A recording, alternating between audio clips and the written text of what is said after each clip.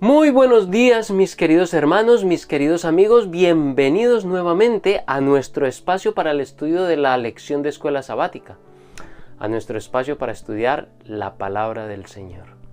En este momento vamos hoy a tener el estudio correspondiente al martes 17 de octubre, que titula El llamado a Abraham. Pero antes de comenzar nuestro estudio vamos a tener una oración. Oremos. Amante y misericordioso Padre Celestial, muchas gracias, Señor, por un nuevo día que nos das. Muchas gracias, Señor, porque en tu inmensa misericordia tú estás con nosotros todo el tiempo. Y en este momento, pues, estás con nosotros aquí para poder realizar nuestro estudio de la lección de escuela sabática. Y te agradecemos por ello. Señor, gracias por permitirnos tener estos momentos de intimidad contigo en los que podemos orar, en los que podemos estudiar tu palabra. Gracias por darnos esta oportunidad tan maravillosa. Y pues suplicamos que el Espíritu Santo esté con nosotros para que Él nos guíe en el estudio de tu palabra, para que nos capacite para entender y también para vivir lo que aprendemos. Te lo rogamos en Jesús. Amén. Muy bien. Abraham siguió el llamado que Dios le encomendó. Abraham tuvo la fe necesaria, la fe completa que necesitaba para poder seguir el llamado de Dios a la misión, lo que Dios lo había llamado a hacer, a la misión que Dios lo había llamado. Abraham se encaminó sin dudar a la tarea que Dios le había ordenado. Sin embargo, desde el principio, desde que llegó al lugar que Dios le había prometido, las cosas no le fueron fáciles. Ya de llegada al lugar que Dios le había dicho que fuera, las cosas empezaron a complicarse desde el mismo comienzo. Según la Biblia, el cananeo habitaba entonces en aquella región. Y el cananeo era un pueblo pagano, era un compendio de varios pueblos, el Gergeseo, el Fereseo, el Heveo, la lista esa que se da normalmente cuando se hace la promesa a Israel cuando va a entrar a la tierra nueva, los pueblos que tiene que sacar de allí. El cananeo, todas sus familias, todas esas descendencias de los cananeos estaban viviendo allí, en aquella región, y eran un pueblo pagano, un pueblo que no solamente era pagano, sino que era famoso por su crueldad y su violencia. Eran un pueblo violento y cruel. No es de extrañar que justo después de que Abraham llegara allí, el Señor se le apareciera a él nuevamente y le dijera: a tus descendientes le daré esta tierra. Sin duda, Abraham estaba necesitando estas palabras de aliento, estas promesas de Dios. Sin embargo, aún así, las cosas todavía no le iban precisamente bien a Abraham, por lo menos al principio. Encontramos el relato en Génesis 12:10 hasta el 13, versículo 1, encontramos el evento de la migración de Abraham desde Canaán hasta Egipto, debido a una terrible hambruna que hubo sobre la tierra, sobre toda la tierra en aquella época. Hubo hambre. El hambre seguramente debió haber sido por falta de agua. Aquellas tierras son tierras muy áridas, son tierras que no están regadas por ríos, por fuentes de aguas abundantes, sino que son tierras más bien secas, donde los ríos son escasos y las lluvias también son escasas. Así que aquellos pueblos tenían que depender de las pocas épocas de lluvia que habían para sus cultivos. Y cuando en algún año, en algún momento, esas lluvias por algún motivo faltaban, pues se desencadenaba el hambre porque no podían sembrar, no podían cultivar. Así que se desató el hambre en aquel lugar. Y entonces le tocó dejar aquel lugar, o sea, tras de que debió haber sido muy desalentador para Abraham, tuvo que haber sido muy desalentador que tras de que tuvo que dejar su tierra, su parentela, lo que conocía, su zona de confort, la tuvo que dejar atrás y llegar a aquella tierra para que al llegar a aquella tierra se desatara un hambre y entonces le tocara salir justamente de aquella tierra, otra vez migrar hacia otro lugar.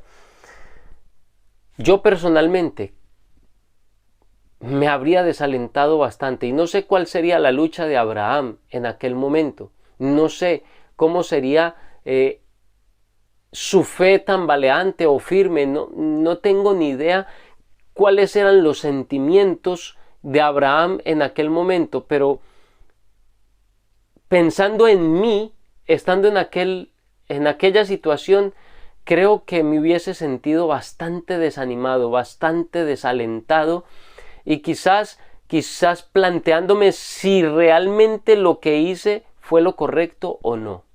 Y creo que es algo muy humano.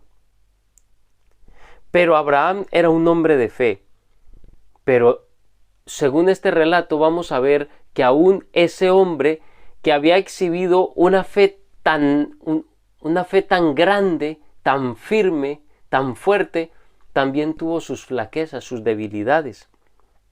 Una de las primeras cosas que Abraham tuvo que enfrentar entonces allí fue precisamente el hambre. Así que estas cosas empeoraron la estadía de Abraham en aquel lugar. Y entonces vemos a Abraham flaqueando en su fe, en la fe que había tenido, esa fe que había exhibido tan fuerte. Abraham entonces digamos que flaquea en esa fe. Y lo vemos porque ahora, desconfiando de que Dios pudiese protegerlo, guardarlo y mantenerlo bien, miente, engaña, habla de su esposa simplemente como su hermana, dice medias verdades, por decirlo así, que es una forma de mentir. Una forma de mentir es decir medias verdades, no dar toda la información completa.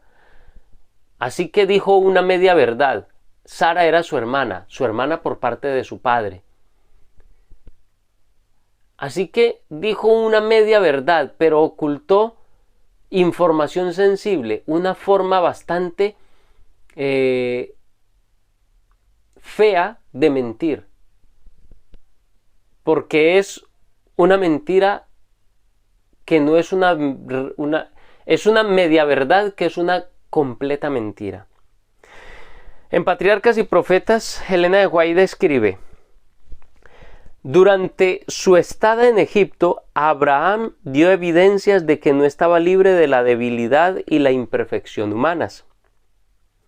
Al ocultar el hecho de que Sara era su esposa, reveló desconfianza en el amparo divino. Ojo, desconfió del amparo divino.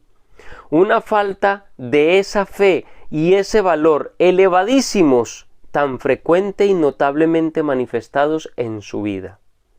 A causa de la falta de fe de Abraham, Sara se vio en gran peligro. El rey de Egipto, habiendo oído hablar de la belleza de Sara, la hizo llevar al palacio pensando hacerla su esposa. Pero el Señor en su gran misericordia protegió a Sara enviando plagas sobre la familia real.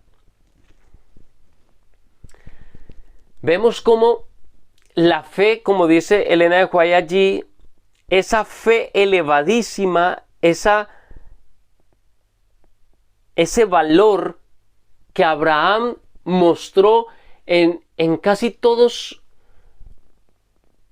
los momentos en que Dios le probó su fe, le flaquearon justamente en este momento. Y el caso es que no lo hizo una vez, lo hizo 2 veces. Después con Abimelech hace lo mismo. Momentos en que la debilidad humana afloran en un hombre, aún en un hombre como Abraham, que había exhibido fe y valor muy elevados. Nadie ha dicho que la obra misionera vaya a ser fácil.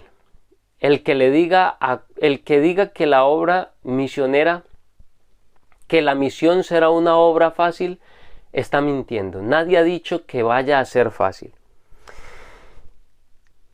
Y al mentir y ser engañoso, Abraham lo único que hizo fue empeorar las cosas. Afortunadamente Dios es un Dios misericordioso, paciente, que tiene paciencia con estos seres humanos débiles, con estos seres humanos que flaquean tan constantemente. El Dios al que servimos es un Dios de paciencia y pues no desechó a su siervo por haber flaqueado en su fe en ese momento, por este error. Y por desgracia, pues no sería el único que Abraham iba a cometer. Como comenté ahorita, pues lo cometió 2 veces. Después con Abimelech lo hace otra vez. Qué reconfortante es saber que a pesar de los errores que nosotros cometemos, de nuestras equivocaciones, de aquellas cosas en las que nosotros fallamos y flaqueamos en cuanto a nuestra relación con Dios, si nos aferramos a Dios con fe y nos aferramos a Él con sumisión verdadera, así como hizo con Abraham, Dios no solamente puede perdonar nuestros errores y nuestros pecados y nuestras faltas, sino que además Él puede utilizarnos para llevar a cabo la misión que tiene para nosotros. Mis queridos hermanos, el llamado de Abraham a la misión es el mismo llamado que Dios hace a cada uno de nosotros. Quizás no nos llama a salir de nuestra tierra a un lugar desconocido que no sabemos. Tal vez no. Pero en esencia la misión es igual. Y es dar a conocer al Dios verdadero, su amor, su misericordia y su salvación a todas las personas en el mundo, a todas las personas, a la mayor cantidad de personas que nosotros podamos llegar. Y como dice la lección de hoy, nadie ha dicho que esto vaya a ser fácil, nadie ha dicho que la misión sea algo sencillo, nadie ha dicho que estaremos completamente a salvo de fallar, de cometer errores o de pecar. No. Nadie ha dicho que sea sencillo y que no vayamos a pasar por pruebas, por dificultades, por momentos difíciles, como Abraham, que tuvo que llegar y encontrarse con pueblos muy crueles, idólatras, que tuvo que pasar por momentos de hambre, que llega la hambruna y que le toca migrar a un pueblo como Egipto. Nadie